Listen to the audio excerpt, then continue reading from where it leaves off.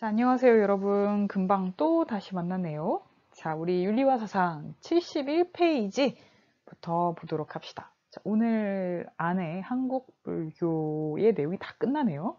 자, 지난 시간에 주요 스님 누구 배웠죠? 원효. 이번 시간에는 고려시대의 의천과 진울에 대해서 배워보도록 합시다. 자, 첫 번째, 의천 스님부터 보도록 합시다. 뭔가 되게 중요한 사람인 것 같아요. 이런 그림도 남아있고. 그래서 이분이 뭐 하신 분이냐? 한번 볼까요? 일단, 뭐, 무슨 대사 또는 무슨 국사, 나라의 큰 스님이다. 그러면 이제 국사라고도 불러주죠. 자, 이분의 별명은 대각국사, 의천이에요. 대각국사. 이름이 뭔가 크게 깨달았다. 멋있는 이름이죠. 자, 근데 이 의천 스님은 원래 직업이 스님이었던 건 아니고 왕자였어요. 고려 문종의 넷째 아들. 문종이 굉장히 불심이 깊으셨다고 해요. 그래서 아들들 다 모아놓고 이제 모아놓고 여러 아들이 있었나 봐요. 이제 자원자를 받았어요. 자, 내 아들 중에 한 놈은 스님을 시켜야겠다. 누가 할래? 했는데 문종이 아니고 의천 스님이 착하게도 손들고 제가 하겠습니다. 라고 했나 봐요. 그래서 이제 어려서부터 스님이 되기로 정해져 있었고, 자, 그 당시에 중국은 왕조가 뭐였냐? 송나라. 그죠? 송나라까지 어렵게 가서 뭘 배워왔냐면 중국에서도 우리 전에 대승불교 교종할 때 배웠었죠? 천태종. 그 송나라에서 천태종을 배워오십니다. 거기서도 훌륭한 그 스님 학자로 이름을 날렸는데, 사상가로 이름을 날렸는데, 고려에 귀국해서 그래서 한번 고려에도 천태종을 알려보자라고 해서 중국 입장에서 보면은 고려가 어때요? 바다 건너쪽, 바다 동쪽 있죠? 그래서 이제 해동 천태종의 개창자다라고 얘기하기도 합니다. 바다 동쪽에 있는 고려에서 천태종을 처음 시작하셨다라는 거죠. 자, 의천 스님이 했던 말씀 한번 볼까요? 자, 교과서 71페이지에 보니까 이런 말이 있네요.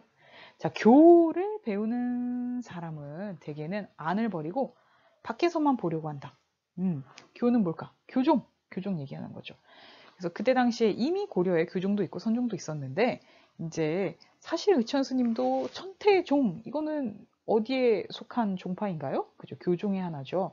교종의 하나를 개창하시긴 했지만, 그럼에도 불구하고 너무 교종의 방법론에만 매여 있는 것들을 비판하게 됩니다. 자, 안을 버린다라는 거는 마음을 버린다는 뜻이에요.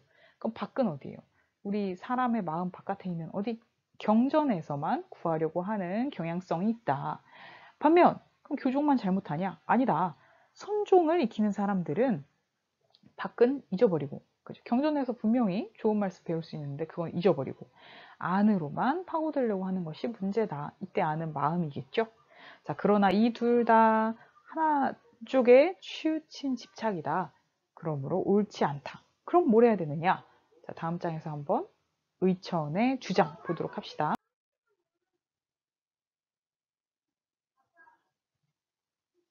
자, 첫 번째, 내외겸전 이렇게 말씀을 하십니다. 내라는 건 마음의 안쪽이겠죠? 그러니까 마음 수양 얘기하는 거. 마음 수양은 누가 좋아하더라? 선종교종? 그죠? 선종이 좋아하는 방법론이죠. 자, 마음 수양, 내를 살피는 거 이거 중요하다. 두 번째, 외는 마음 바깥에 있는 부처님 말씀 공부하는 거죠. 그래서 경전을 공부하는 것, 이것은 교종의 방법론. 둘 다를 겸하여 둘 다 해야 된다는 거예요. 온전하게 해야 한다라고 해서 내외 겸전, 결국은 선종과 교종의 방법론 두 가지를 함께 수양해 나가야 된다라는 말씀입니다.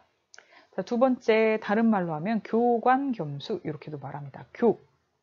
가르칠 교자죠. 그래서 부처님의 말씀이 경전으로 쓰여 있는 걸 열심히 배워야 돼요. 경전을 읽는 교학과, 자, 선종에서 가르쳤던 수양 방법 뭐였어요? 참선을 하는 걸 다른 말로는 지관, 지는 그칠지 자입니다. 그러니까 다른 어떤 여러 가지 생각이나 말씀이나 이런 걸 다 끊고 그치고, 관은 뭐냐면 볼관자죠. 띡 직관한다는 거예요. 우리 선종 배울 때 얘기했었죠. 견성성불이라고도 했었어요. 그 마음의 본성을 딱 봤을 때, 아, 내가 곧 부처구나 하고 성불한다라고 배웠었어요. 그건 직관, 의미합니다. 다른 생각들을 그치고 마음의 본성을, 마음속에 있는 불성 그 자체를 직관하는 방법. 이 두 가지를 합쳐서 직관이라고 부르는데, 자, 교학, 교종에서 얘기하는 교학과 참선이라는 의미의, 참선에서 본성을 본다라는 의미의 직관수행, 이거는 선종의 방법이겠죠. 교종의 방법과 선종의 방법 두 가지를 겸하여 수양을 해야 된다. 교관경수라고 말하고 있습니다. 자, 지금까지 대체적으로 보면 교종과 선종을 통합하려고 했어요. 그런데 의천 스님은 결국 천태종이라는 무슨 종? 교종의 한 분파를 세우신 분이다.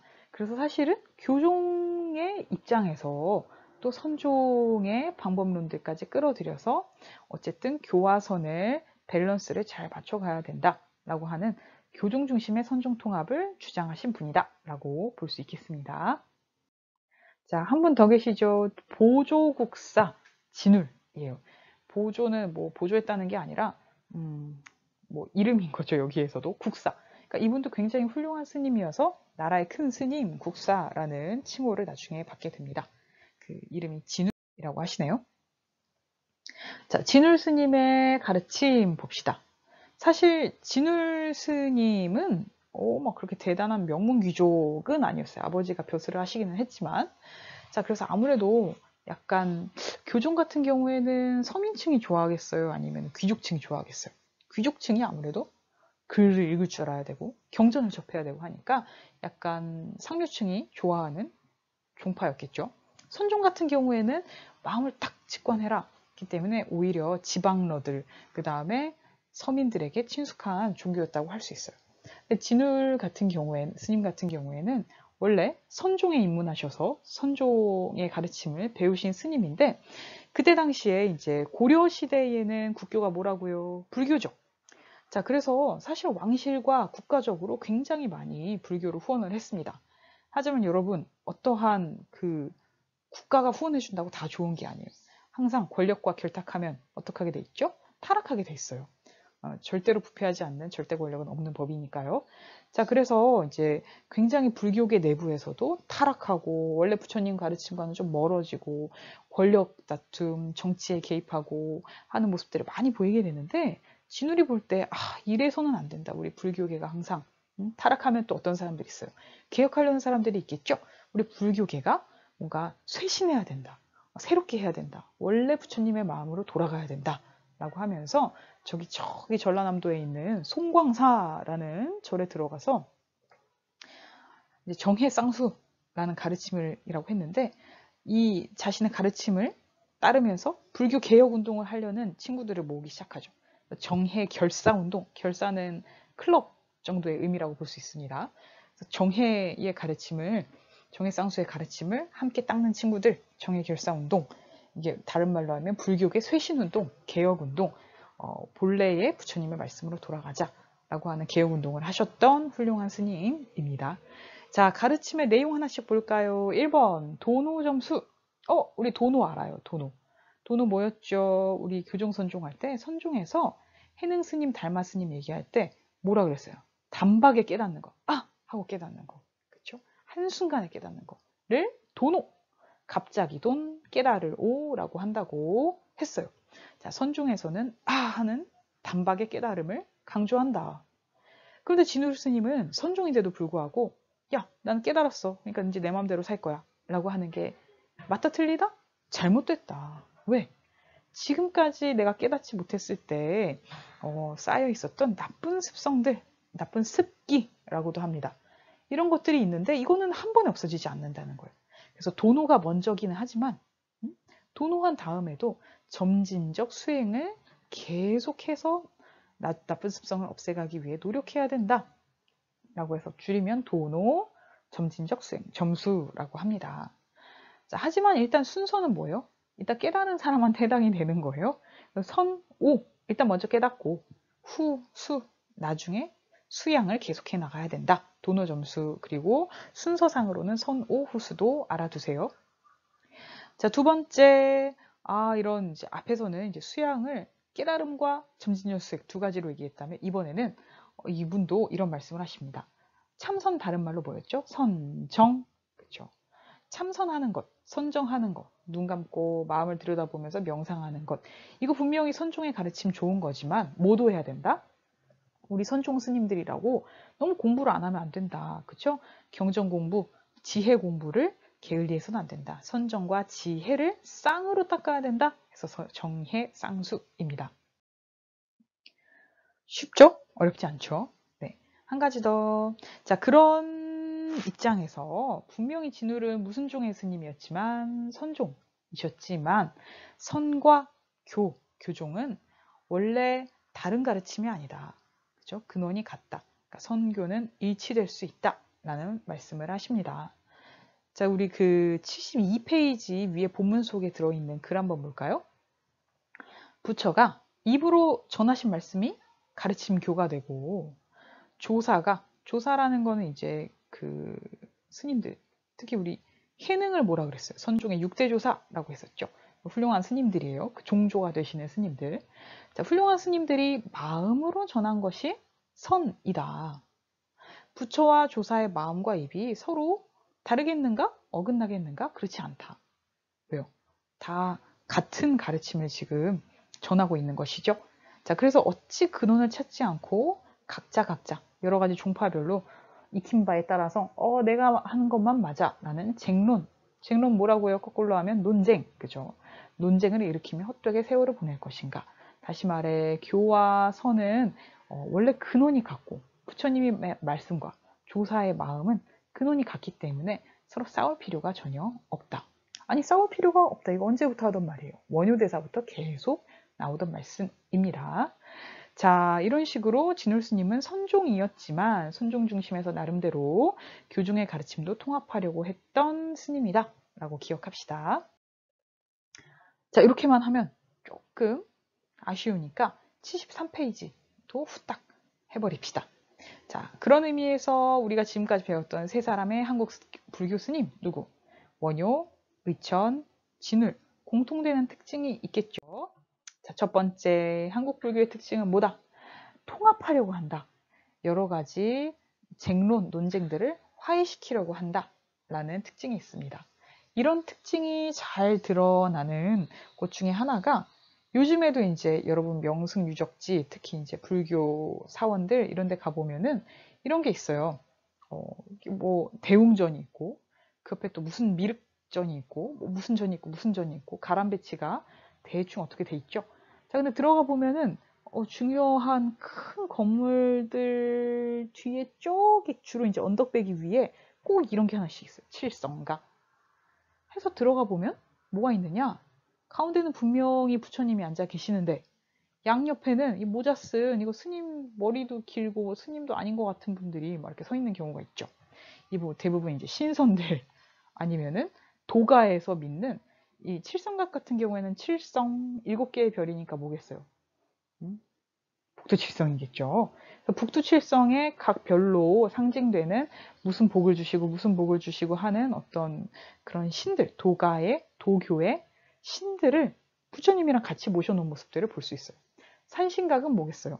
산신령님을 함께 모신 거죠. 아니, 이거 불교인데 왜 도교나 그런 산신령 이런 민간 신앙이 왜 들어오죠? 왜냐? 우리나라 불교의 특징은 어떤 타 종교와 그렇게 대립하거나 척을 지려고 하기보다는 화해, 통합 시키려는 그런 성향이 있었기 때문에 이런 민간 신앙과 도교 신앙도 포용할 수 있었다라고 해석을 하고 있습니다. 자, 뿐만 아니라 한 가지 더 볼까요? 우리가 지금까지 배웠던 한국 불교 사상가들 뭐라고 했었죠? 원효는 화쟁사상, 의천은 교광경수, 진울은 정해쌍수. 다 무슨 내용을 담고 있습니까? 여러 가지 종파들을 통합시켜야 된다라고 하는 내용을 담고 있습니다. 그래서 한국 불교의 전통은 한마디로 보다 화해시키고 통합하는 전통을 가지고 있다라고 볼 수 있겠죠? 자, 또 한 가지 우리 한국 윤리사상의 연원 옛날에 공부할 때도 봤지만 한국 불교는 호국 불교로서의 성격이 강하다. 호국 뭐죠? 나라를 보호하고 지키는 거죠. 자, 그래서 신라의 왕들은 특히 이 신라라는 나라가 사실은 그냥 하나의 나라가 아니라 부처님이 현현하셔서 다스리시는 완벽한 불교 국가, 불국토다. 불의 불자는 부처님이잖아요. 그렇게 생각하고 또 그런 이념들을 실제로 실현시키려고 굉장히 노력을 많이 했었습니다. 자, 우리 그 2차 돈의 순교로 불교 공인했던 왕이 누구죠? 이름이 법흥왕이에요. 이미 이름이 어때요? 왕의 이름부터 불법이 일리걸이 아니라 그쵸, 부처님의 가르침을 흥왕하게 하겠다, 흥하게 하겠다라는 뉘앙스를 담고 있죠.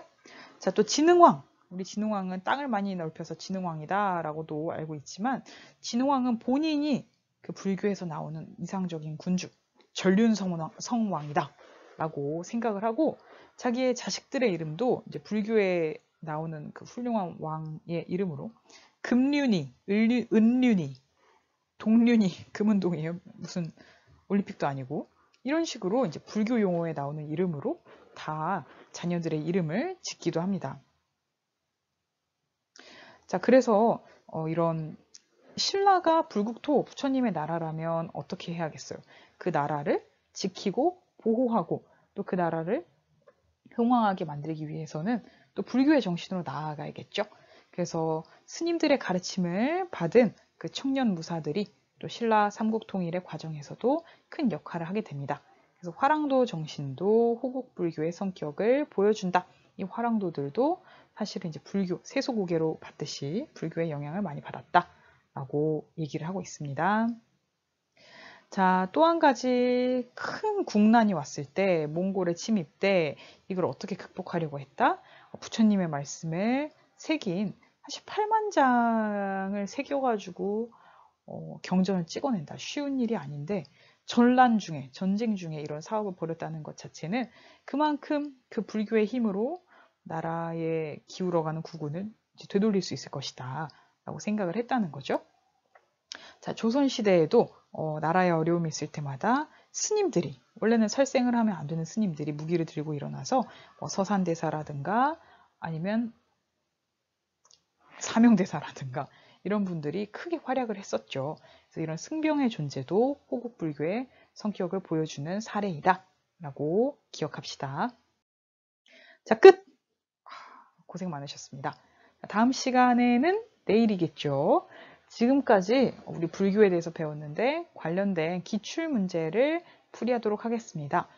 다음 시간에 선생님이 풀어버리면 여러분이 스스로 풀 시간이 없잖아요. 그래서 여러분 지금 이 게시물에 보면 거기에 기출문제를 올려놨어요. 나는 미리 공부하고 싶다 하는 친구들은 그걸 다운로드해서 한번 불교 관련된 내용만 풀어보시고 다음 시간에 함께 풀이를 보도록 하겠습니다. 수고하셨습니다.